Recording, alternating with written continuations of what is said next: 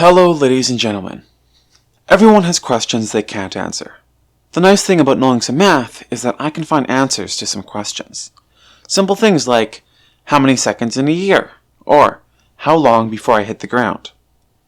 The nice thing about being a programmer is I can get more complicated answers, like, what if you set rubber bands on fire? Or, what if you took every concept known to man and flattened them down into a single crisp image? That second question has been on my mind for years. Last year, when I was in college, I decided I finally had the knowledge of coding to get myself an answer, and so I started to program. I'll spare you the details of how it works, but finally, after several weeks, I was finished. As my finger hovered over the key that would run this program, I had a terrifying thought. What if it wasn't random? What if there was a symbol, an icon of some sort? Or even worse, a face.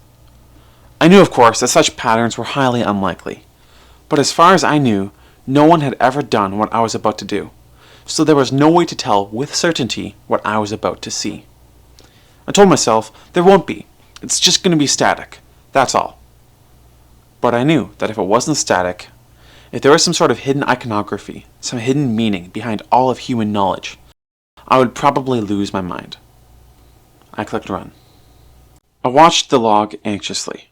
I had, of course, checked each individual function and component multiple times, but sometimes when you combine stuff, you get unexpected results. The program began. It loaded the dictionary, the most complete index for concepts I could think of. It started drawing in the background. I couldn't see it yet. And then, completed, showing result. And I watched as a blank window switched to the output. It wasn't random. But it wasn't immediately apparent what I was seeing. Lines and dots filled the screen, fractal-like. In computer science, when you see patterns you don't expect, your first instinct is to doubt your code. But my code was perfect. I switched back to the window and tried to wrap my brain around what I was seeing. Why was there a pattern here? And then it hit me. Language is the medium for ideas. That I knew very well from high school. And, as everybody knows, language has rules. The patterns I was seeing were perhaps the first ever visual representation of those rules, not some eldritch horror as I had first worried. I moved my cursor over the image, tracing the columns as static. What was I seeing here, though? I closed the program, mind already racing towards improvements I could make to understand what was before me. 3 more hours later, I ran it 3 more times. The first 2 were bug fixes, but the third was a success. Now, when I moused over a pixel, I could see all the concepts at that location, and suddenly I understood the pattern. Let's see if you can see it too.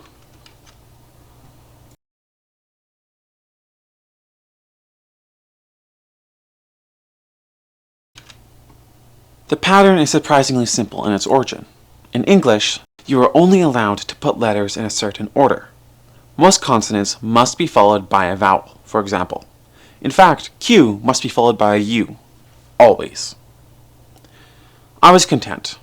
I got to be possibly the first person to see an entire language at once, and had figured out the underlying pattern that ruled it. I closed the PyCharm window, closed my file explorer, and shut down my computer. Based on my college sleeping patterns, it was probably a little bit past midnight, so I went to sleep. But what does this mean? My brother asked, pointing to a word on the list. I'd been excited to show my family the things I'd made, so as soon as I saw them after college, I fired up some of my projects. I shrugged, as the word had 5 syllables. I don't know, but we could look it up online. But looking up stuff online is tedious, so a little while later, I opened up the program once more, and started to make a few alterations. At this point, it was little more than a glorified graphing engine, but that was about to change. That brings us to the final version, version 0.2, which I've linked in the description if you wish to try it. I found the Merriam-Webster dictionary online and remade the program to run from it.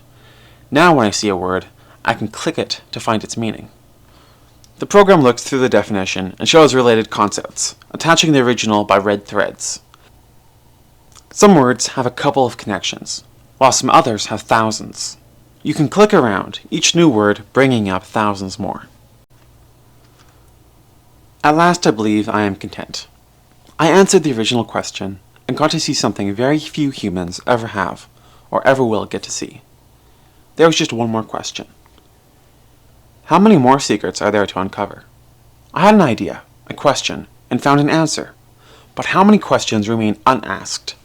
How many things are only a little exploration away, but have never been seen because no one has ever asked the right question to see them? I suppose there is only one way to find out.